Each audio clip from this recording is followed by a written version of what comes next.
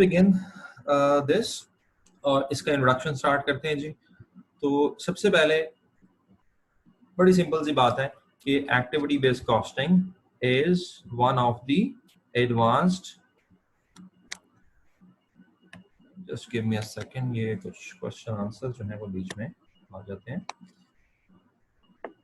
Just select the pen as well. Okay, so सबसे पहली बात कि activity based costing is an advanced or modern or specialist management accounting technique. क्यों develop हुई?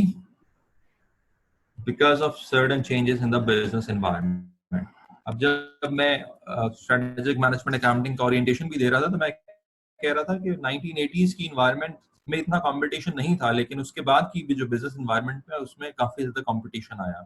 और अब 1980 से आज की बात कर लें तो 2020 की जो बिजनेस एनवायरनमेंट है वो और भी कंपैरेटिव है और उसके अंदर बहुत ज्यादा और भी चेंजेस आ चुके हैं। और आजकल जो चेंज हम विटनेस कर रहे हैं ये तो इससे पहले किसी ने सोचा भी नहीं था। Now everybody is digitally connected with each other.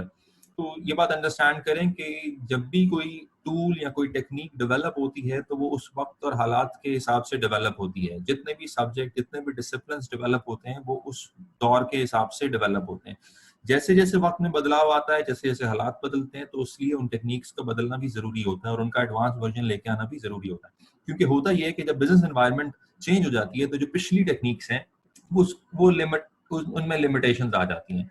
अब जब बात पिछली टेक्निक की होती है तो आपको पता है कि so far we have been using absorption costing. So जो ट्रेडिशनल टेक्निक है ओवरहेड्स को एब्जॉर्ब करने की, वो एब्जॉर्प्शन कॉस्टिंग है, हमें पता है। और जो एडवांस टेक्निक है जो कि नए दौर के मुताबिक है वो हम कह रहे हैं कि एक्टिविटी बेस्ड कॉस्टिंग है। सो पहला पॉइंट हमने ये एस्टैब्लिश कर लिया कि activity based costing is advanced, or you can say modern, or you can say specialist, or you can say contemporary management accounting technique that has been developed due to recent changes in business environment and limitations of absorption costing which was traditionally used. अब इसीलिए इससे पहले कि हम understand करें dynamics of ABC, इससे पहले कि हम अंडरस्टैंड करें कि एक्टिविटी बेस्ड कॉस्टिंग क्या है, हमें थोड़ा सा एक रिकैप लेना पड़ेगा किसका, एब्जॉर्प्शन कॉस्टिंग का और उसकी लिमिटेशंस का। तो मैं अपनी बात नेक्स्ट स्लाइड में स्टार्ट कर रहा हूं एब्जॉर्प्शन कॉस्टिंग से। अच्छा जी, अब this is a kind of a revision. Absorption costing में क्या होता है, हम फुल प्रोडक्शन कॉस्ट कैलकुलेट करते हैं। मार्जिनल कॉस्टिंग में क्या होता है, हम वेरिएबल प्रोडक्शन कॉस्ट लेते हैं। एब्जॉर्प्शन कॉस्टिंग में क्या होता है, फुल प्रोडक्शन कॉस्ट लेते हैं। फुल प्रोडक्शन कॉस्ट क्या होती है, इसमें डायरेक्ट मटेरियल भी आ जाता है, डायरेक्ट लेबर भी आ जाती है और मैन्युफैक्चरिंग ओवरहेड्स भी आ जाते हैं, चाहे वो फिक्स्ड हो और चाहे वो वेरिएबल भी हो। ये सारी कॉस्ट जब हम ऐड करते हैं तो फुल प्रोडक्ट कॉस्ट आ जाती है। ठीक है जी। अच्छा, अब आपको पता है कि जो डायरेक्ट मटेरियल है और डायरेक्ट लेबर है बाय इट्स नेचर ये इजीली आइडेंटिफाएबल और ट्रेसेबल है। ठीक है, हम डॉक्यूमेंट से, मटेरियल रिक्विजिशन से, पेरोल टाइम शीट से आसानी से ये बात देख सकते हैं, आइडेंटिफाई कर सकते हैं, एस्टिमेट कर सकते हैं, कैलकुलेट कर सकते हैं कि एक यूनिट बनाने पे कितना डायरेक्ट मटेरियल लगा और कितनी डायरेक्ट लेबर लगी। So by their nature they are easily identifiable and traceable. मसला क्या है, मसला है मैन्युफैक्चरिंग ओवरहेड्स। ठीक है, क्यों मसला है मैन्युफैक्चरिंग ओवरहेड्स, क्योंकि manufacturing overheads are not easily identifiable and traceable. अब ये बात आप शुरू में ही fundamentals of cost and management accounting में ही और फिर उसके बाद मैनेजमेंट अकाउंटिंग में पढ़ लेते हैं कि ओवरहेड्स क्या होते हैं। So manufacturing overheads are basically indirect costs. They are not easily identifiable and traceable. ठीक है, इसकी कई मिसालें भी आपको पता है, मैं उस डिटेल में नहीं जाऊंगा। अब प्रॉब्लम क्या है कि एक ऐसी चीज जो आसानी से आइडेंटिफाई ना हो और आसानी से पता ना लग सके कि एक यूनिट बनाने पे ओवरहेड्स कितने लगे हैं, तो फिर हमें उसके लिए कोई ना कोई मेथड चाहिए, हमें उसके लिए कोई ना कोई टेक्निक चाहिए। क्योंकि आसानी से तो पता नहीं लग रहा, कोई डॉक्यूमेंट तो बता नहीं रहा, कोई शख्स तो बता नहीं रहा। तो अब किसी फॉर्मूले से या किसी एस्टिमेशन से या किसी अप्रोक्सीमेशन से पता लगाना पड़ेगा कि एक यूनिट बनाने पे ओवरहेड्स कितने लगे। सो यही मसला है।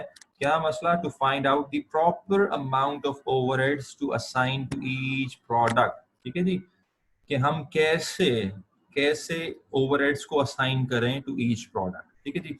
अब मैं क्विकली आपसे पूछना चाहूंगा डियर स्टूडेंट्स कि अब तक आपको इस मसले का क्या हल पढ़ाया गया, अब तक आपने क्या सीखा है कि ओवरहेड्स को हम किस तरीके से असाइन करते हैं प्रोडक्ट्स को. So what is your understanding right now? Absorption costing करते हैं, क्या करते हैं उसके अंदर? So let's say an organization have so many overheads. तो 1 मिलियन के ओवरहेड्स हैं, तो कैसे पता लगेंगे? जी, उमर का जवाब आया है कि we absorb overheads using a predetermined rate. बिल्कुल सही जवाब है. आसिफ replied कि हम लेबर आवर बेस्ड रेट निकालते हैं. बिल्कुल ठीक है. अप्लाइड रेट निकालते हैं. बिल्कुल ठीक है. तो जी that's it. सुमैया कहती हैं जी on the basis of cost driver we can assign the overheads. ठीक है जी. चलें जी, बिल्कुल ठीक बात है. अब मजीद रिस्पॉन्ड ना कीजिएगा क्योंकि फिर एकदम मेरी स्क्रीन भरना शुरू हो जाती है. So you got the right answers. यही बात मैं अगली स्लाइड पे आपके साथ डिस्कस करना चाह रहा हूँ. वो क्या है? वो ये है कि हम एब्जॉर्प्शन कॉस्टिंग में क्या करते हैं. एब्जॉर्प्शन कॉस्टिंग एक ऐसा मेथड है जिसमें हम ओवरहेड्स को असाइन करते हैं. किसको? प्रोडक्ट को. किस बेस पे करते हैं? Using a pre determined overhead absorption rate. इसको हम क्या कहते हैं? OAR. तो जो हमारा मेथड है, जो फॉर्मूला है, वो क्या है? हम OAR निकाल लेते हैं. OAR कैसे निकलता है? OAR ऐसे निकलता है कि हम estimated total amount of manufacturing overheads को डिवाइड कर देते हैं estimated total amount of allocation base पे. और एलोकेशन बेस कौन सी होती है? वो अभी जिस तरह स्टूडेंट्स बता रहे थे कि वो डायरेक्ट लेबर आर भी हो सकती है, मशीन आर भी हो सकती है, हो और भी बहुत सारी सकती हैं, लेकिन ज्यादातर जो यूज होती हैं वो क्या होती है? लेबर आर्स और मशीन आर. और उसमें जो अंडरलाइंग असम्पशन है ना, दैट इज वेरी इंपॉर्टेंट. इसको जरा अच्छे तरीके से समझिएगा. क्यों हम ओवरहेड्स को डिवाइड कर रहे हैं लेबर आवर्स पे या मशीन आवर्स पे? There is an underlying assumption. इसमें मफरूजा ये है, ठीक है, अकाउंटिंग में बहुत सारी चीजें मफरूजा हैं, उनका रियलिटी के साथ कोई ताल्लुक नहीं है. हम मफरूजों से फिर अल्टीमेटली आगे चलते हैं. मफरूजे गलत भी हो सकते हैं. तो मफरूजा ये है, असम्पशन ये है कि जो लेबर आवर्स हैं या जो मशीन आवर्स हैं, ये ड्राइव करते हैं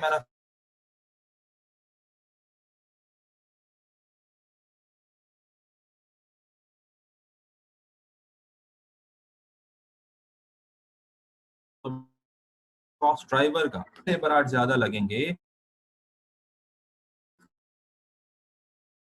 उतने ओवरहेड ज्यादा लगेंगे. ठीक है जी. तो जितने ओवरहेड्स ज्यादा लगेंगे उतने. ओके, वॉइस कट हो रही है. ठीक है जी. अच्छा, मुझे जरा जस्ट हाफ अ मिनट दीजिएगा. मैं अपना नेट स्विच करना चाह रहा हूँ क्योंकि आज मैंने एक डिफरेंट नेट से चलाया और मुझे ये फियर था कि शायद ऐसा हो. Just give me half a minute. What I'm going to do is I'm going to switch my network. उससे ये होगा कि ये प्रॉब्लम बाद में नहीं आएगा, हम बच जाएंगे.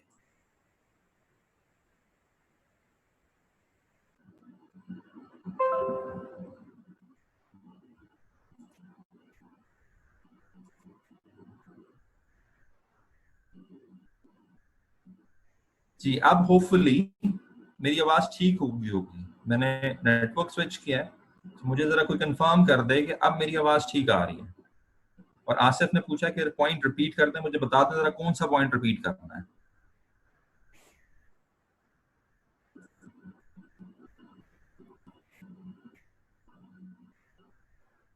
ओके, ठीक है. थैंक यू फॉर कंफर्मिंग मी.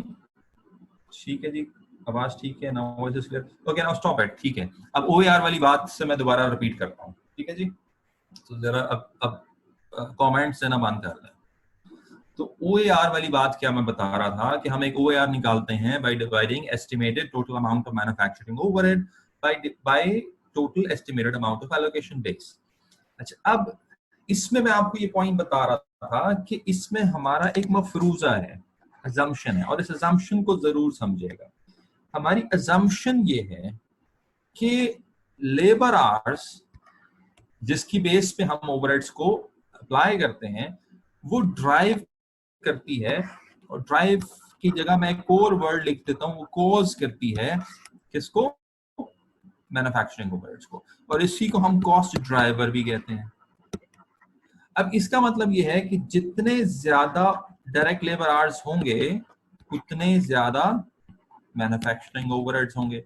जितने कम लेबर आवर्स होंगे उतने कम मैन्युफैक्चरिंग ओवरहेड्स होंगे. तो हमने एक बात तय कर ली इस फॉर्मूले में, और ये बड़ा सिंपल सा फॉर्मूला है. मैं आपको सीरियसली बताऊं, ये बहुत बड़ा मसला है मैं अगर आपको फंडामेंटल या मैनेजमेंट अकाउंटिंग पढ़ा रहा होता तो शायद मैं आधा घंटा इस बात पर स्पेंड करता कि ये क्या मसला है क्या ओवरहेड्स का, बट राइट नाउ मैं उस डिटेल में नहीं जा सकता।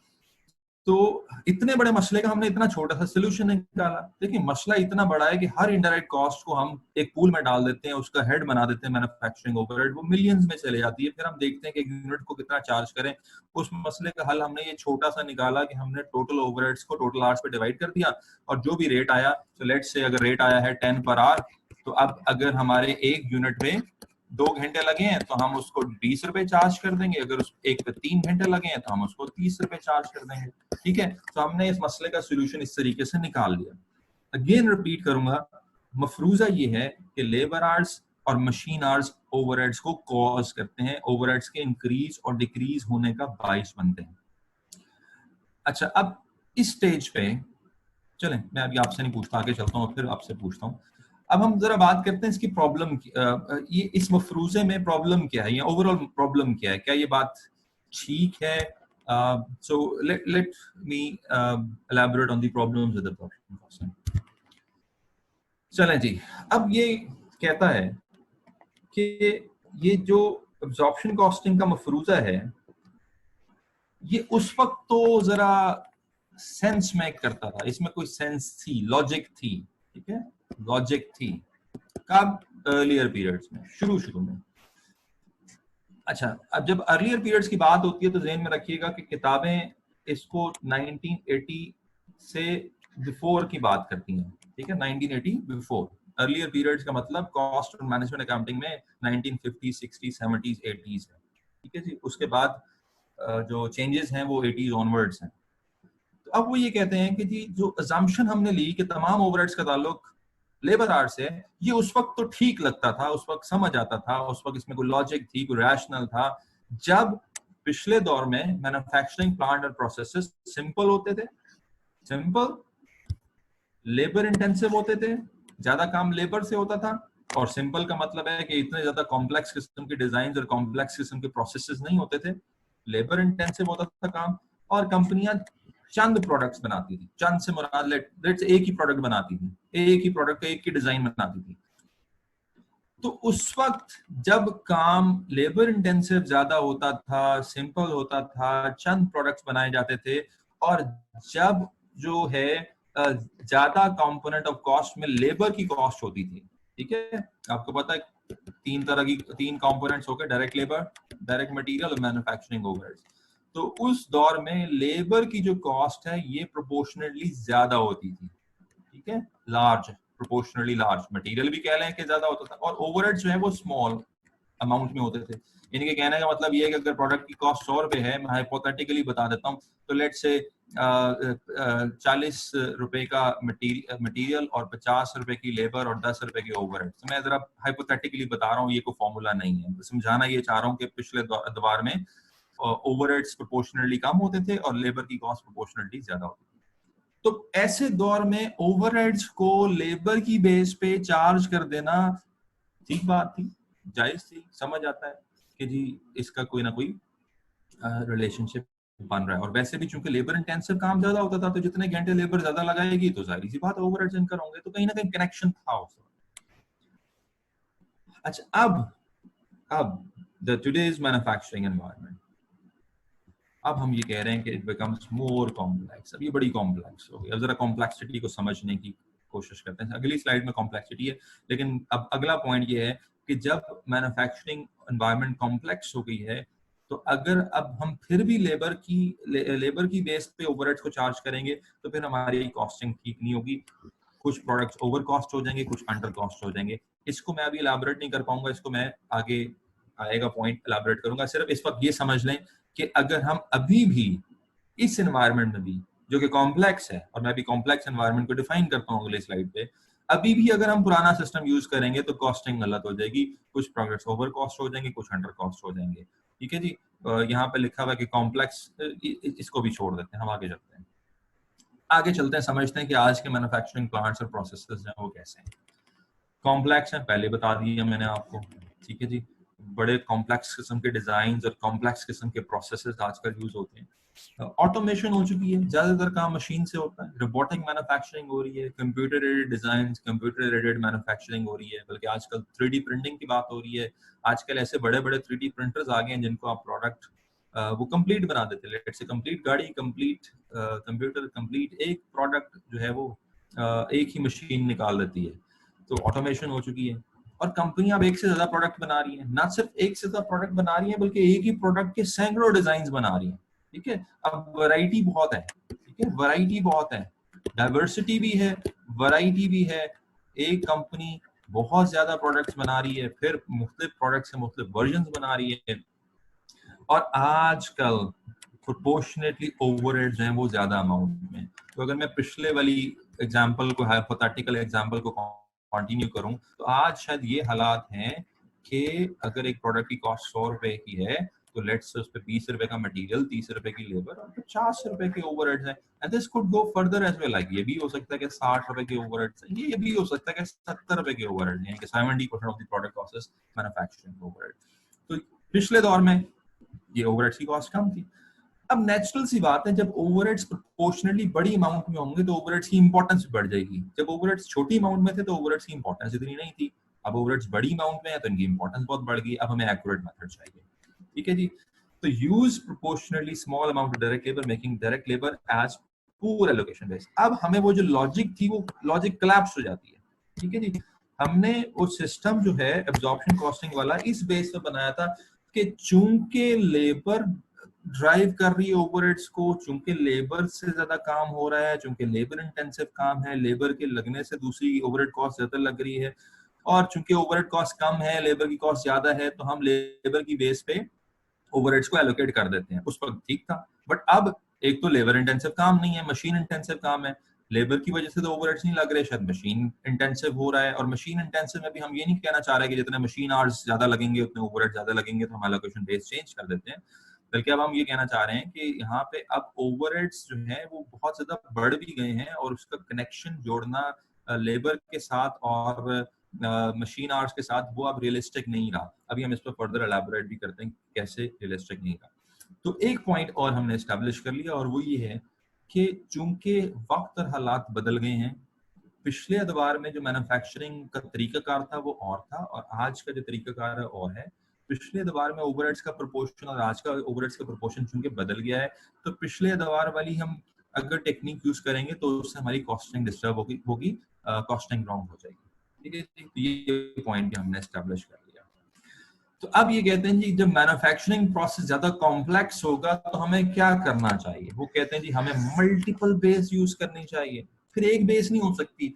अब ये नहीं हो सकता कि सारे ओवरहेड्स का ताल्लुक हम लेबर आर्ट से जोड़ दें, अब ये नहीं हो सकता कि सारे ओवरहेड्स का ताल्लुक हम मशीन आर्ट से जोड़ दें। अब ये हो सकता है कि कुछ ओवरहेड्स का ताल्लुक हम लेबर आर्ट से जोड़ दें, कुछ ओवरहेड्स का ताल्लुक हम मशीन आर्ट से जोड़ दें, कुछ ओवरहेड्स का ताल्लुक हम नंबर ऑफ ऑर्डर से जोड़ दें, कुछ ओवरहेड्स का ताल्लुक हम नंबर ऑफ कस्टमर से जोड़ दें, कुछ ओवरहेड्स का ताल्लुक हम नंबर ऑफ डिलीवरी से जोड़ दें, कुछ ओवरहेड्स का ताल्लुक हम and so on so fourth.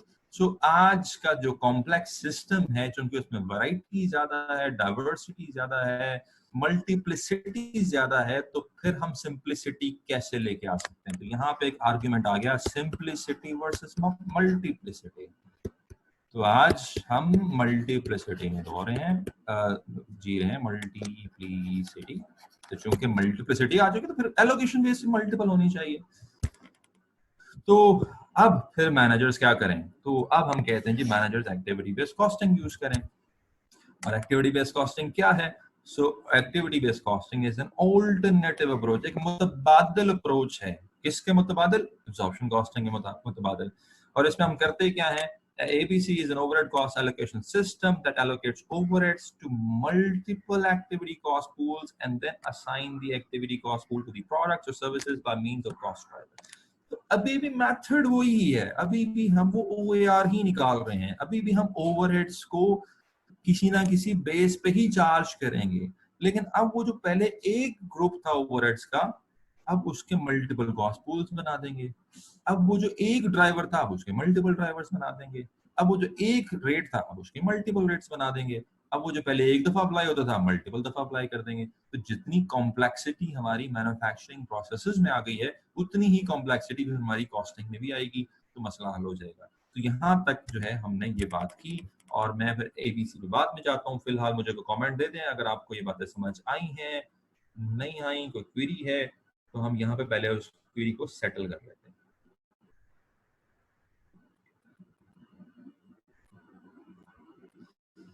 Okay जी, समझ आ गया, ऑल वेरी गुड, 2 कमेंट मिल गए और एक्सीलेंट।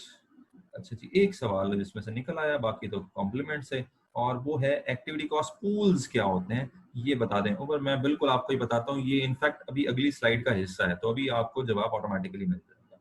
ठीक है जी स्टूडेंट्स, अब जरा होल्ड कीजिएगा, don't write anything on the question and answer box, वरना चीजें मिक्स अप हो जाती हैं। अब मैं आगे चलता हूँ और आपको टेक्निक समझाता हूँ कि ये टेक्निक है क्या। ठीक है, again I will say I will spend more time today on theory. अभी तकरीबन मुझे 20 से 25 मिनट लग चुके हैं, मेरे ख्याल में अगले 20 से 25 मिनट भी मैं बोलता रहूंगा। मसला सिर्फ यही है, जितनी थ्योरी आपको क्लियर होगी आपको क्वेश्चंस करने में आसानी होगी। एक्टिविटी बेस्ड कॉस्टिंग क्या है? अब सबसे पहले तो एक बड़ी मजेदार चीज समझें कि activity based costing is a different philosophy, एक डिफरेंट अप्रोच है, डिफरेंट आइडिया है। आइडिया क्या है? आइडिया ये है कि हम पहले ये समझते थे कि प्रोडक्ट बनाते हैं तो डायरेक्टली उस पर कॉस्ट लग जाती है कि चले मैं इसको थोड़ा सा डायग्रामेटिकली एक एक इक्वेशन की फॉर्म में समझाता हूँ, ये आपको कहीं दूसरी जगह नहीं मिलेगी। एक्टिविटी बेस्ड कॉस्टिंग ये कहता है कि जब भी आप कोई कंपनी बनाते हैं, ठीक है जी, कोई भी कंपनी बनाते हैं, मैन्युफैक्चरिंग है, सर्विस है, कोई भी बिजनेस ऑर्गेनाइजेशन कह लें, कंपनी ना भी कहें ताकि आप सोल प्रोप्राइटरशिप से कंफ्यूज ना हो जाए, कोई भी ऑर्गेनाइजेशन जब आप बनाते हैं तो आप उसको बनाते हैं कुछ एक्टिविटीज परफॉर्म करने के लिए। ठीक है, तो ब्रॉडर सेंस में मैन्युफैक्चरिंग भी एक एक्टिविटी है, सर्विस भी एक एक्टिविटी है, बट मैन्युफैक्चरिंग के अंदर बहुत सारी एक्टिविटीज होती हैं, प्रोडक्ट डिजाइन होता है, सुपरवाइजिंग होती है, क्वालिटी कंट्रोल होता है, मशीनिंग होती है, असेंबलिंग होती है। तो बहुत ज्यादा एक्टिविटीज और बहुत ज्यादा प्रोसेसेस जो हैं वो ऑर्डरिंग है, मटेरियल हैंडलिंग है, क्वालिटी कंट्रोल है, मार्केटिंग है, तो बहुत ज्यादा एक्टिविटीज। जब एक कंपनी ऑर्गेनाइजेशन बनाई जाती है तो उसका जो भी ऑब्जेक्टिव होता है और जो भी उसका मैंडेट होता है उसको परफॉर्म करने के लिए आप कर क्या रहे होते हैं, मुख्तलिफ एक्टिविटीज कर रहे होते हैं। तो लेट्स से यहाँ पे मैं 1 2 3 4 एक्टिविटीज जो है वो लिखता हूँ। लेट्स से मैं कहता हूँ जी डिजाइनिंग एक एक्टिविटी है, लेट्स से एक मार्केटिंग एक एक्टिविटी है, लेट्स से क्वालिटी कंट्रोल एक एक्टिविटी है, लेट्स से मटेरियल ऑर्डरिंग एक एक्टिविटी है। ठीक है जी, दीज आर। अच्छा, अब ये फिलॉसफी कहती है कि जितनी एक्टिविटीज होंगी उसको परफॉर्म करने के लिए आपको रिसोर्सेज चाहिए। अब मार्केटिंग ऐसे थोड़ी हो जाएगी, डिजाइनिंग ऐसे थोड़ी हो जाएगी। ठीक है जी, आपको रिसोर्सेज चाहिए। Resources means cost. कॉस्ट की अगर आपको डेफिनेशन आती हो तो उसमें रिसोर्सेज का ही सैक्रिफाइस ऑफ रिसोर्सेज। तो अगर आपकी कंपनी डिजाइनिंग करती है तो डिजाइनिंग पे रिसोर्सेज लगेंगे, मींस कॉस्ट लगेगी। मार्केटिंग करती है तो मार्केटिंग पे रिसोर्सेज लगेंगे, मींस कॉस्ट लगेगी। क्वालिटी कंट्रोल करती है तो क्वालिटी कंट्रोल के लिए आपको जरी बात है, उसके लिए आपको एक साइंटिस्ट भी चाहिए, उसके लिए इक्विपमेंट भी चाहिए, उसके लिए जगह भी चाहिए, बिजली भी चाहिए, टेस्ट के लिए डिफरेंट केमिकल्स भी चाहिए, कॉस्ट लगेगी। तो एक बात समझ लें कि कॉस्ट जो लगती है वो लगती है एक्टिविटीज पे। जितनी एक्टिविटीज ज्यादा होंगी उतनी कॉस्ट ज्यादा होगी। एज एन इंडिविजुअल भी देख लें, एज एन इंसान हम जितनी एक्टिविटी ज्यादा कर रहे होते हैं उतनी कॉस्ट ज्यादा होती है। इसलिए मैं कहता हूँ कुछ बच्चे ज्यादा महंगे होते हैं, कुछ सस्ते होते हैं, कुछ स्टूडेंट ज्यादा कॉस्टली होते हैं, कुछ सस्ते होते हैं। Well, this is on lighter side. जितनी एक्टिविटीज ज्यादा होंगी उतनी कॉस्ट ज्यादा लगेगी। अच्छा, अब तीसरा कनेक्शन यहाँ पे देखें। तीसरा कनेक्शन ये है कि जब प्रोडक्ट बनाते हैं तो प्रोडक्ट बनता है कुछ एक्टिविटीज। ठीक है जी, प्रोडक्ट बनता है कुछ एक्टिविटीज। अब यहाँ पे एक चीज अंडरस्टैंड करें बड़ी क्लियरली। मैं यहाँ पे 2 प्रोडक्ट्स लेता हूँ, ए और बी, क्योंकि मल्टी प्रोडक्ट एनवायरनमेंट हम अज्यूम कर रहे हैं ना। तो लेट्स से ए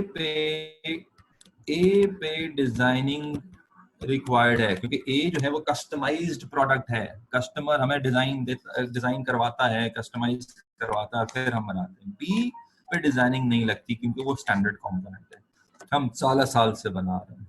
अच्छा, ए के लिए हमें मार्केटिंग करनी पड़ती है, बी के लिए हमें मार्केटिंग नहीं करनी पड़ती, ए के लिए क्वालिटी कंट्रोल की कोई जरूरत नहीं है, बी के लिए क्वालिटी कंट्रोल की जरूरत है। ए में ऑर्डरिंग जो है वो इन्वॉल्व है, बी में ऑर्डरिंग इन्वॉल्व नहीं है।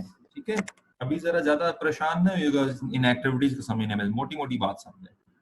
बताना मैं ये चाह रहा हूँ कि अगर एक कंपनी दो प्रोडक्ट्स बनाती है तो दोनों प्रोडक्ट्स पे जो एक्टिविटीज की कंजम्पशन है वो एक जैसी नहीं होती। किसी प्रोडक्ट को बनाने में 4 एक्टिविटीज लगती होंगी, किसी को बनाने में 10 एक्टिविटीज लगती होंगी, किसी को बनाने में 20 एक्टिविटीज लगती होंगी। ठीक है, ये बिल्कुल ऐसी है जैसे हर बच्चा वो एक जैसी एक्टिविटीज परफॉर्म नहीं कर रहा होता, वो हर बच्चा एक unique set of activities perform कर रहा होता। तो अब पॉइंट क्या है? पॉइंट ये है कि एक्टिविटी बेस्ड कॉस्टिंग ये कहती है कि आप जब प्रोडक्ट्स को कॉस्ट चार्ज करें, ठीक है, जब आप प्रोडक्ट को कॉस्ट चार्ज करें तो किस बेस पे करें? एक्टिविटीज की बेस पे करें। ठीक है, एक्टिविटीज की बेस पे करें। तो प्रोडक्ट और कॉस्ट के बीच में एक चीज आ गई, ये कॉस्ट है, ये प्रोडक्ट है, इसके बीच में एक चीज आ गई और वो क्या है? Activity. That's why it is named as activity based costing. अब पिछले सिस्टम को देखें, अगर यही पुराना सिस्टम होता तो हम क्या करते? हम दोनों प्रोडक्ट्स को हमने ये सारे ओवरहेड्स को जमा कर लेना था। ठीक है, जितनी भी कॉस्ट लगी है, जितने भी ओवरहेड्स लगे हैं, हमने उनको जमा कर लेना था, उसको डिवाइड कर देना था लेबर आवर्स पे, एक ओएआर आ जाना था, उस ओएआर को ए को भी अप्लाई कर देते और बी को भी अप्लाई कर देते। तो होना क्या था कि डिजाइनिंग की कॉस्ट ए को भी चली जानी थी, बी को भी चली जानी थी, मार्केटिंग की कॉस्ट ए को भी चली जानी थी, बी को भी चली जानी थी, क्वालिटी कंट्रोल ए को भी जानी थी, बी को भी जानी थी, ऑर्डरिंग ए को भी जानी थी, बी को भी जानी थी, क्योंकि वहां पे तो हम सारे ओवरहेड्स को इकट्ठा कर लेते हैं और इकट्ठा करने के बाद एक ही रेट पे डिवाइड, एक ही ड्राइवर पे डिवाइड करके एक ही तरीके से चार्ज कर देते हैं। तो अब ऐसा नहीं होना चाहिए, होना ये चाहिए कि जिस प्रोडक्ट ने जितनी एक्टिविटी कंज्यूम की है उस प्रोडक्ट को उतनी कॉस्ट चार्ज करनी चाहिए। अगर आप ऐसा नहीं करेंगे तो कुछ प्रोडक्ट सस्ते हो जाएंगे, कुछ महंगे हो जाएंगे, और इसका मतलब है कि आप जब अंडर कॉस्टिंग या ओवर कॉस्टिंग करते हैं तो आपकी कंपैटिटिवनेस पे फर्क पड़ता है। अब मैं यहाँ पे एक वर्ड फिर वही लिख रहा हूँ, कंपैटिटिवनेस। अगर आपकी कॉस्टिंग ठीक नहीं होगी, आप एक प्रोडक्ट को ज्यादा कॉस्ट चार्ज कर देते हैं, फॉर एग्जांपल आप बी को ज्यादा कॉस्ट चार्ज कर देते हैं। क्यों? बी को इसलिए कर देते हैं क्योंकि आपने बी ने 3 एक्टिविटी तो कंज्यूम की नहीं, तो फिर आप उसको 3 एक्टिविटीज की कॉस्ट क्यों चार्ज कर रहे हैं? तो अगर आप बी को ज्यादा चार्ज कर रहे हैं तो फिर बी ओवर कॉस्ट होगा, ओवर कॉस्ट होगा तो अनकंपैरेटिव हो जाएगा। तो ये सारा एक थोड़ा सा एक स्केच मैंने आपको बना के दे दिया रिगार्डिंग एक्टिविटी बेस्ड कॉस्टिंग, और यही यहाँ पे लिखा हुआ है कि product should be assigned of activities. ठीक है, ये मैं जरा यहाँ से रेज कर दूं ताकि आपको वो नजर आ जाए।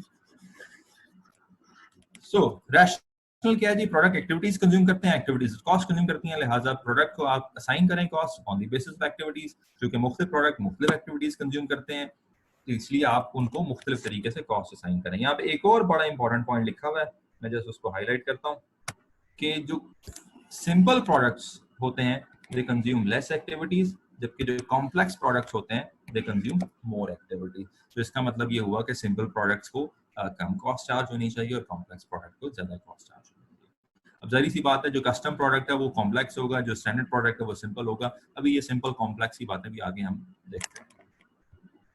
ठीक है जी, अच्छा आगे चलते हैं। अब कुछ डेफिनेशंस पे आते हैं। अभी किसी स्टूडेंट ने कॉस्ट पूल की बात की थी, तो अभी कुछ वोकैबुलरी भी हम समझ लेते हैं एबीसी की। तो सबसे पहली चीज है एक्टिविटी बेस्ड कॉस्टिंग। क्या है activity based costing? Is an approach for allocating overheads. Simple सी बात है, जिस तरीके से एब्जॉर्बिंग कॉस्टिंग एक अप्रोच है एलोकेटिंग ओवरहेड्स की, उसी तरीके से एबीसी भी अप्रोच है, अल्टरनेटिव अप्रोच है। दूसरी चीज एक्टिविटी क्या होती है? So activity is an event, action, transaction or work sequence that causes the cost. कोई भी ऐसा वाक्य, कोई ऐसा इवेंट, कोई ऐसी ट्रांजैक्शन, कोई ऐसा वर्क सीक्वेंस, जिस तरह मैं अभी आपको मिसाल दे रहा था, designing, marketing, scheduling, ordering, these are all the examples of some activities or events that causes a cost. ठीक है, that causes a cost to be incurred in producing or providing a service.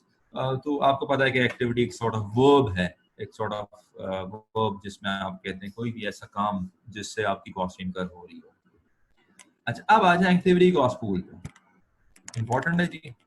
तो activity cost pool क्या है जी? Activity cost pool is the overhead cost attributed to a distinct type of activity. For example, purchasing material, setting up machine. अच्छा, अब इसको मैं जरा आसान से तरीके से समझाता हूँ कि ट्रेडिशनली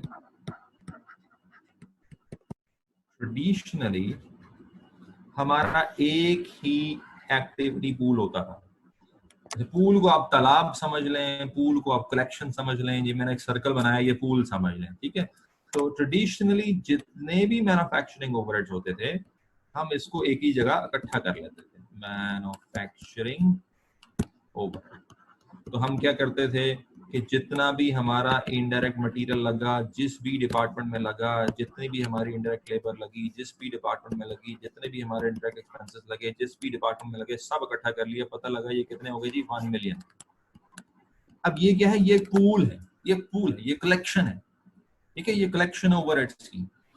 अब हम एबीसी में क्या करते हैं, चूंकि एबीसी में हम अपने हर चीज को एक्टिविटी वाइज देखते हैं, तो हम क्या करेंगे, हम हर एक्टिविटी का एक अलग पूल बना लेंगे। अब जिस तरह यहाँ पे मिसाल में लिखा हुआ है परचेजिंग मटेरियल, तो लेट्स से हम कहते हैं मटेरियल परचेज करना एक एक्टिविटी है।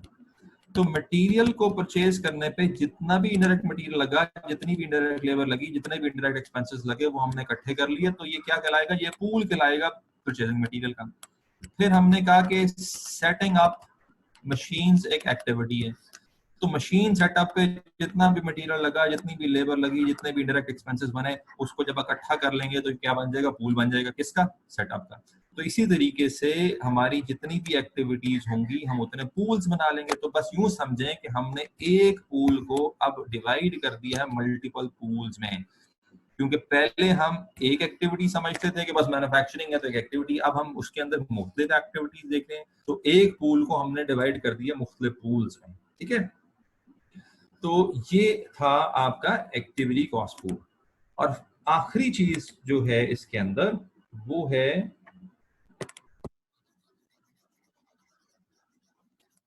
Cost driver. अब कॉस्ट ड्राइवर भी थोड़ा सा पहले एक्सप्लेन मैं कर चुका हूं, दोबारा चलें, यहाँ पे आ रहा है, मैं पढ़ देता हूँ। So cost driver is any factor or activity that has a direct cause and effect relationship with the resource consumed. तो कोई भी ऐसा फैक्टर, कोई भी ऐसी एक्टिविटी जो कि कोज करता है किसको? उस कॉस्ट को, ठीक है जी। तो अभी हमने कहा, चलें यहाँ पे एक मिसाल ले लेते हैं। तो हमने कहा जी ऑर्डरिंग कॉस्ट है, मटेरियल ऑर्डर करते हैं तो ऑर्डर करने पे कॉस्ट आ रही है। तो इसका ड्राइवर क्या होगा जी? क्या कॉस्ट करता है इसे? Number of order. जितने ऑर्डर ज्यादा करेंगे उतने ही ज्यादा कॉस्ट है। तो लेट्स से एक और ले लेते हैं डिजाइनिंग कॉस्ट, कि हमने प्रोडक्ट को डिजाइन करवाते हैं, तो जितने डिजाइन ज्यादा होंगे उतने डिजाइनिंग कॉस्ट ज्यादा होगी। तो ये क्या है जी? Number of orders, number of design, number of units, number of labour hour, number of machine hours, number of this, ये सारे क्या हैं? ड्राइवर्स। ये कॉज करते हैं, किसको कॉज करते हैं? रेलेवेंट कॉस्ट को, ठीक है जी। ये कॉन्सेप्ट है, बड़ा इंपॉर्टेंट कॉन्सेप्ट है कॉस्ट ड्राइवर का। ओके, क्विकली क्वेश्चन ले लेता हूं, अगर आपका कोई क्वेश्चन है तो।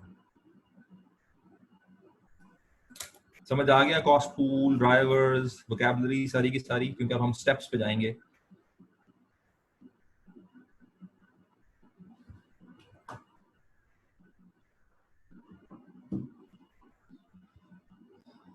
जी, कोई एक जवाब तो आना चाहिए। ओके, उमर आपने पूछा था कॉस्ट पूल, समझ आ गया। Okay, correct. And somebody says के कॉस्ट ड्राइवर और पूल का डिफरेंस क्रिएट नहीं, समझ नहीं आया। अच्छा जी, ठीक है। ये दो लोगों ने सवाल पूछा है, तो मैं जरा इसको बिल्कुल क्लियर कर देता हूँ। आई गेस ये एम्बिग्युइटी होनी तो नहीं चाहिए थी, लेकिन अगर है आपके माइंड में तो ये क्लियर होनी चाहिए। तो चलें जी, मैं वो OAR का फार्मूला लिखता हूँ और अभी आपको समझ आ जाएगा, ठीक है जी। मैं OAR का फार्मूला लिखता हूँ और वो पुराना वाला लिखता हूँ, एस्टिमेटेड टोटल मैन्युफैक्चरिंग ओवरहेड्स और फिर estimated total direct labour hours. तो अब मैं यहाँ पे इसको लेबल करता हूँ, ये कॉस्ट पूल है। क्यों? क्योंकि इसके अंदर सारी कॉस्ट का मजमूआ है। ये कॉस्ट ड्राइवर है। क्यों? क्योंकि ये इस कॉस्ट को ड्राइव करता है। जब लेबर आवर्स बढ़ते हैं तो कॉस्ट पूल में इजाफा होता है।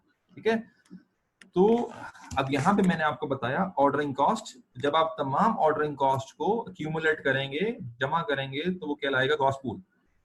और नंबर ऑफ ऑर्डर्स को जब आप एक्यूमुलेट करेंगे तो वो कहलाएगा कॉस्ट ड्राइवर, क्योंकि नंबर ऑफ ऑर्डर्स ड्राइव कर रहा है ऑर्डरिंग कॉस्ट को। ठीक है, so cost pool is nothing then the collection of the total overhead cost of a particular activity. किसी भी एक्टिविटी के टोटल ओवरहेड कॉस्ट को जमा कर दें तो वो कॉस्ट पूल कहलाएगा। और ड्राइवर क्या है?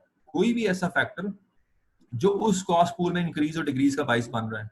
ठीक है, वो फैक्टर अब हमने खुद आइडेंटिफाई करना होता है। वो लेबर आवर भी हो सकता है, मशीन आवर भी हो सकता है, वो ऑर्डर्स भी हो सकते हैं, डिजाइन भी हो सकते हैं, कुछ भी हो सकता है। ठीक है, hope you understand this question. अच्छा जी, अब इसको इम्प्लीमेंट करने पे जाते हैं। तो इम्प्लीमेंटेशन जो है एक्टिविटी बेस्ड कॉस्टिंग की, वो दो स्टेजेस में होती है। पहली स्टेज में हम ओवरहेड कॉस्ट को एलोकेट कर देते हैं एक्टिविटी कॉस्ट पूल्स पे, और दूसरी स्टेज में हम ओवरहेड कॉस्ट को कॉस्ट पूल्स से असाइन कर देते हैं प्रोडक्ट्स को। ठीक है जी, यूजिंग कॉस्ट ड्राइवर। ये दो स्टेजेस हैं। मैं अभी इस दोनों स्टेजेस को डायग्रामेटिकली आपको दिखाता हूँ, आपको अभी खुद ही समझ आ जाएगी। ठीक है जी, और मैं आपको बताऊं ये ट्रेडिशनल सिस्टम में भी इसी तरह दो ही स्टेजेस होती हैं। और सिर्फ फर्क ये है कि नए सिस्टम में अब एक पूल नहीं होगा, मल्टीपल पूल्स होंगे। नए सिस्टम में एबीसी में एक ड्राइवर नहीं होगा, मल्टीपल ड्राइवर्स होंगे। तो जितनी कॉम्प्लेक्सिटी बढ़ेगी, जितनी मल्टीप्लिसिटी बढ़ेगी, उतनी जो नंबर ऑफ कैलकुलेशंस हैं वो आपकी बढ़ती है। अब ये डायग्राम से जरा समझिएगा। ठीक है जी, तो अब ये एक्टिविटी कॉस्ट पूल्स हैं। ठीक है जी, ये एक पूल है परचेजिंग, ये एक पूल है स्टोरिंग, ये एक पूल है मशीनिंग, ये एक पूल है सुपरवाइजिंग। इससे पहले ट्रेडिशनली हम इस सारे को कह देते थे क्या? Overhead cost. तो इनफैक्ट ये भी पूल है। ठीक है, ये भी क्या है? ये भी एक कॉस्ट पूल है, क्योंकि इसमें भी आप सारी कॉस्ट जमा करते थे, इकट्ठी कर लेते थे। पहले ये एक होता था, अब आपने 4 बना दिए। अच्छा, कोई ऑर्गेनाइजेशन 8 बना देगा, कोई कंसल्टेंट 12 एक्टिविटीज बना देगा। ये भी एक बड़ा सब्जेक्टिव सा प्रोसेस है। तो राइट नाउ इस डायग्राम में हमने एक पूल को तकसीम कर दिया 4 पूल में। तो हमारे पास 4 पूल है। परचेजिंग में हम सारी वो कॉस्ट जो परचेजिंग में लगती है इकट्ठी कर लेंगे। स्टोरिंग में सारी वो कॉस्ट जो स्टोर करने में लग रही है इकट्ठी कर लेंगे, चाहे मटेरियल है, चाहे लेबर है, चाहे ओवरहेड्स है, एक्सपेंसेस है। मशीनिंग और सुपरवाइजिंग। अच्छा, अब हमने क्या किया? हमने इन कॉस्ट को, इन प्रोडक्ट्स को, अब ये देखिए यहाँ पे 2 प्रोडक्ट्स हैं, एक्सेल्स और स्टीयरिंग व्हील्स। हमने इस कॉस्ट को इन प्रोडक्ट्स को चार्ज करना है। बीच में क्या है? बीच में ड्राइवर है। किस बेस पे करें? परचेजिंग को किस बेस पे एक्सेल्स को चार्ज करें और स्टीयरिंग व्हील्स को चार्ज करें? तो हम कह रहे हैं जी इसको हम नंबर ऑफ परचेज ऑर्डर्स के बेस पे करते हैं। जितने परचेज ऑर्डर ज्यादा होंगे, अगर एक्सेल्स के परचेज ऑर्डर ज्यादा है तो एक्सेल को ज्यादा परचेजिंग कॉस्ट चार्ज कर दें, और अगर स्टीयरिंग व्हील्स के परचेज ऑर्डर ज्यादा है तो स्टीयरिंग व्हील्स को ज्यादा परचेजिंग कॉस्ट चार्ज कर दें। फिर स्टोरिंग को किस बेस पे चेक करें? अमाउंट ऑफ स्क्वायर फुटेज की बेस पे। फिर मशीनिंग को किस बेस पे करें? मशीन आवर्स की बेस पे। सुपरवाइजिंग को किस बेस पे करें? नंबर ऑफ एम्प्लॉइज की बेस पे। तो आप यहाँ पे नोट करें कि हमने क्या किया, हमने ओवरहेड्स को मल्टीपल पूल्स में डिवाइड करके हर पूल का एक अलहदा से ड्राइवर लेके रेट निकाल के फिर चार्ज किया प्रोडक्ट्स को। So this is something new. इससे पहले आप एक ही दफा एक ही ड्राइवर, एक ही पूल को एक ही ड्राइवर पे डिवाइड करके अप्लाई करते थे। अब मल्टीपल पूल्स हैं, मल्टीपल ड्राइवर्स और मल्टीपल एप्लीकेशन। ठीक है जी, स्टेप्स, ये जो 2 स्टेजेस हैं ये 4 स्टेप्स से मुश्तमिल है। अब जरा स्टेप्स आप समझ लें। ओके जी, पहला जो स्टेप है ये बड़ा प्रैक्टिकल स्टेप है। ये वो स्टेप है कि अगर आप खुद एज अ कंसल्टेंट किसी कंपनी में जाते हैं और सिस्टम को फ्रॉम जीरो अप्लाई करने की कोशिश करते हैं, यानी कि एक ऐसी कंपनी में आप चले गए जिसमें एबीसी इंप्लीमेंट नहीं हो रहा, एब्जॉर्प्शन कॉस्टिंग हो रहा है, आपके जिम्मे लगाया गया जी आपने इसको एबीसी पे कन्वर्ट करना है। तो जब आपको पहली दफा सिस्टम बनाना पड़ता है तो यहाँ पे आपको पहले तो सिस्टम डिजाइन करना पड़ेगा। ठीक है, और एबीसी का सिस्टम डिजाइन तब होगा जब पहले आप ऑर्गेनाइजेशन में एक्टिविटीज को डिफाइन कर लेंगे, एक्टिविटी कॉस्ट पूल्स को और ड्राइवर्स को। यानी कि अब आपने करना क्या है, आपने ऑर्गेनाइजेशन में जाना है। और मैं रिपीट कर रहा हूँ, ये बड़ा प्रैक्टिकल स्टेप है, ये न्यूमेरिकली क्वेश्चन में नहीं पूछा जा सकता। थ्योरेटिकली यहाँ एक पूछा जा सकता है लेकिन न्यूमेरिकली नहीं। तो आपने करना क्या, आपने ऑर्गेनाइजेशन में जाना है, ऑर्गेनाइजेशन के मैनेजर से मिलना है, अंडरस्टैंडिंग लेनी है कि वो क्या करते हैं, क्या बनाते हैं।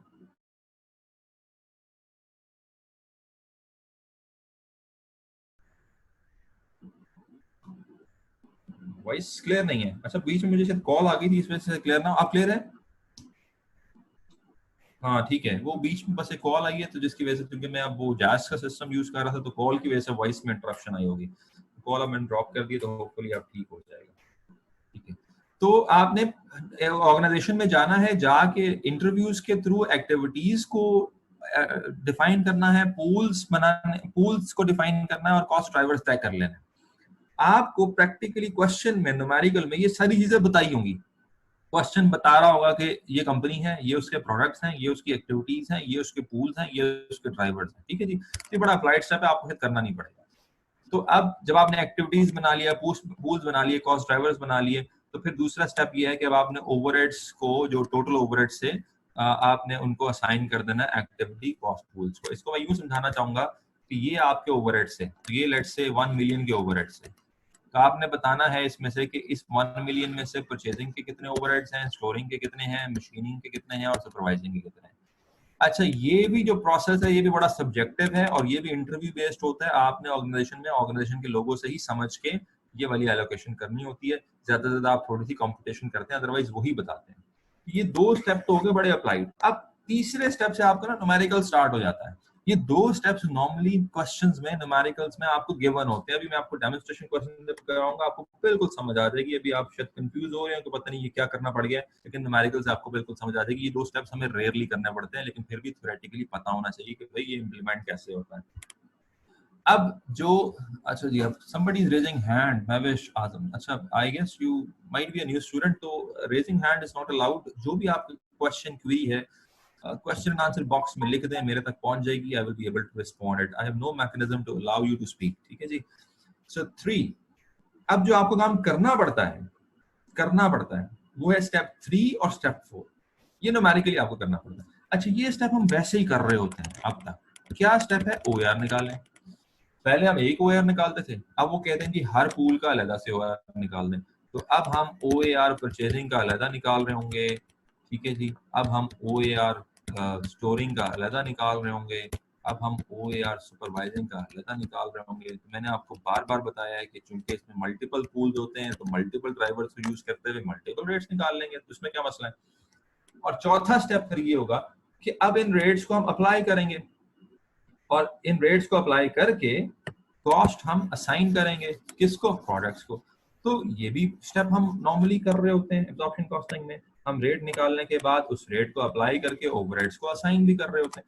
तो यही दो स्टेप अब आपको एबीसी में करने पड़ेंगे, लेकिन उसमें कॉम्प्लेक्सिटी क्या हो सकती है? उसमें कॉम्प्लेक्सिटी ये हो सकती है कि ड्राइवर्स की इंफॉर्मेशन बड़ी वेग किस्म की हो, आपको सही तरह से ड्राइवर्स एग्जैक्ट ना बताएं, वो आपको ड्राइवर चूज करना पड़ जाए।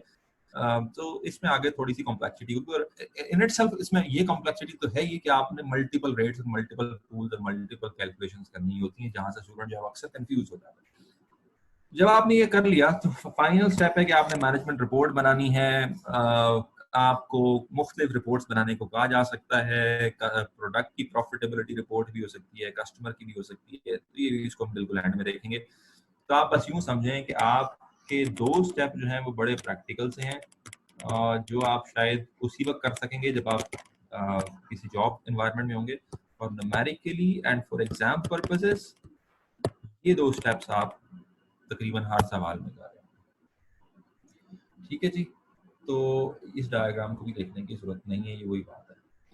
फाइनल फ्यू स्लाइड्स और फिर मैं कॉम्प्रिहेंसिव आपको मौका दूंगा। आखिरी 5 से 7 मिनट सवाल जवाब पे आज लगा देंगे। मेरा नहीं ख्याल आज कोई क्वेश्चन हो पाएगा। टुडे आई ट्राइड कि आपको एबीसी से मुताल्लिक जितनी बातें हैं वो बता दूं, समझा दूं, और फिर हम अगली क्लास में क्वेश्चन पे जाते हैं। तो अब एबीसी की इम्प्लीकेशन देख लें कि एबीसी करने से हो क्या जाएगा। अब जरा जहन में रखें कि हम क्या कह रहे थे। हम ये कह रहे थे कि ट्रेडिशनल सिस्टम में कुछ खामी है, बिजनेस एनवायरनमेंट कंपैरेटिव हो गया है, और उसकी वजह से अगर हम पिछले सिस्टम पे रहेंगे तो अंडर कॉस्टिंग ओवर कॉस्टिंग हो जाएगी, कॉस्टिंग ठीक नहीं होगी तो प्राइसिंग ठीक नहीं होगी, प्राइसिंग ठीक नहीं होगी तो कंपैरेटिवनेस का प्रॉब्लम आएगा। तो अब एबीसी की इम्प्लीकेशंस क्या होंगी? एबीसी को अगर आप इम्प्लीमेंट करते हैं क्या फायदा होगा? देखें जी, पहली इम्प्लीकेशन एक्यूरेट प्रोडक्ट कॉस्टिंग हो जाएगी। अंडरस्टूड सी बात है। क्यों एक्यूरेट हो जाएगी? क्योंकि अब आप ज्यादा पूल्स को यूज कर रहे हैं असाइन करने के लिए, ज्यादा डिटेल में जा रहे हैं, ज्यादा सोफिस्टिकेशन में जा रहे हैं। ABC ABC is more detailed, ABC is more sophisticated, more intricate. ठीक है, जितनी मोर एक्यूरेट, जितनी डिटेल में जाएंगे एक्यूरेसी बढ़ जाएगी। अच्छा, फिर यहाँ से कंट्रोल ओवर ओवरहेड कॉस्ट भी आएगा, कंट्रोलिंग का एलिमेंट भी आ गया। लेकिन जितना आपकी नाउ हाउ बेहतर होगी ओवरहेड के बारे में, जितनी आपकी अवेयरनेस बेहतर होगी, जितनी ट्रांसपेरेंसी बेहतर, कौन सा ओवरहेड किस वजह से कम ज्यादा हो रहा है।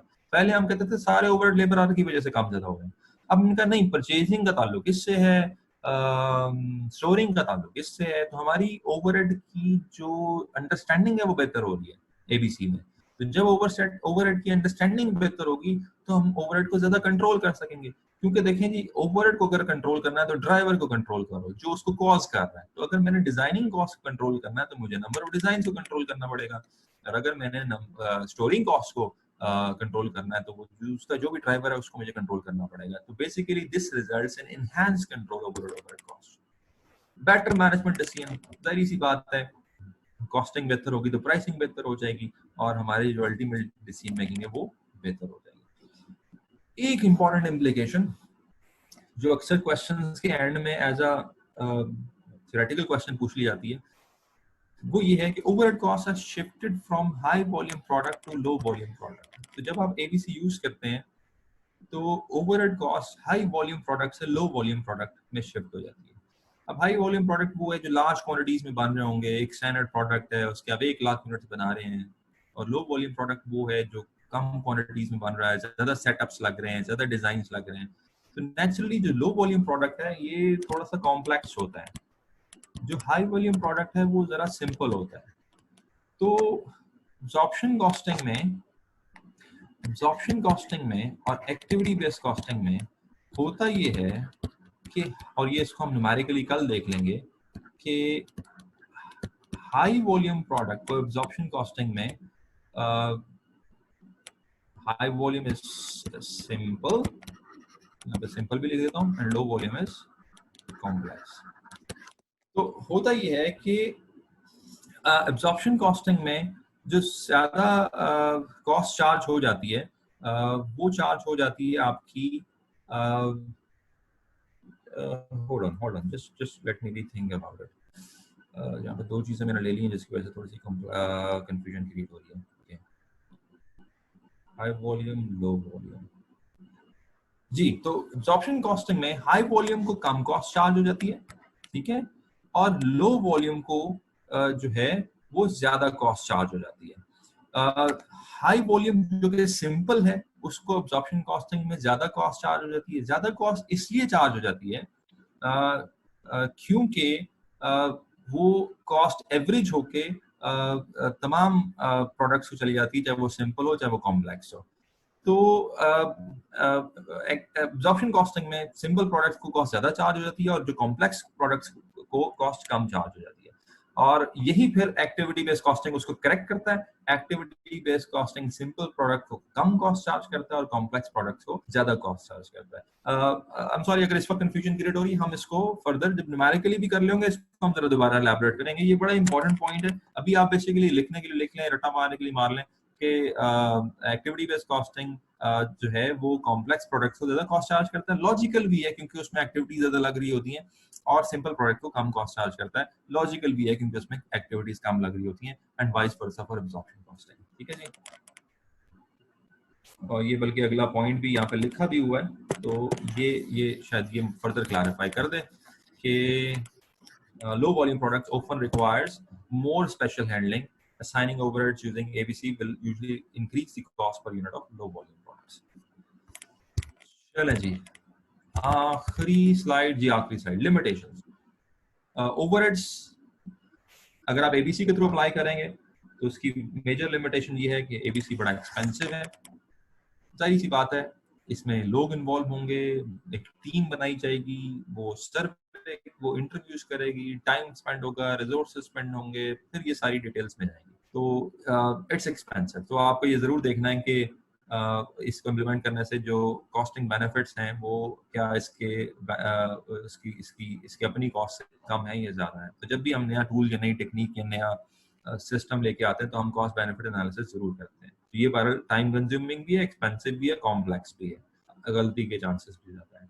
और फिर भी हम ये कह रहे हैं कि अभी भी इस सिस्टम में ऐसा नहीं है कि हम आर्बिट्रेरी एलोकेशन से बच गए हैं, अभी भी अप्रॉक्सीमेशंस हैं, अभी भी ये रॉकेट साइंस नहीं है, अभी भी इतना एक्यूरेट नहीं है, क्योंकि अभी भी हम इन मैनेजमेंट से पूछ के एक्टिविटीज डिफाइन करते हैं, पूल्स बनाते हैं, फिर खुद ही कनेक्शन जोड़ते हैं ड्राइवर्स के साथ, फिर पूल्स के अंदर भी बहुत सारी चीजें एस्टिमेशंस हैं, तो still there are arbitrary allocation. But what we are saying is this is better, this is more detailed,